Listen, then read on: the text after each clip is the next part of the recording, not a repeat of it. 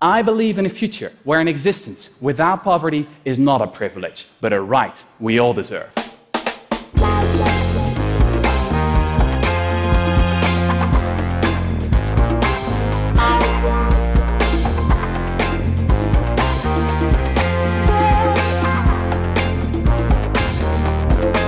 Come on, we gotta be talking about taxes. Yes. That's it, taxes, taxes, taxes. All the rest is bullshit, in my opinion.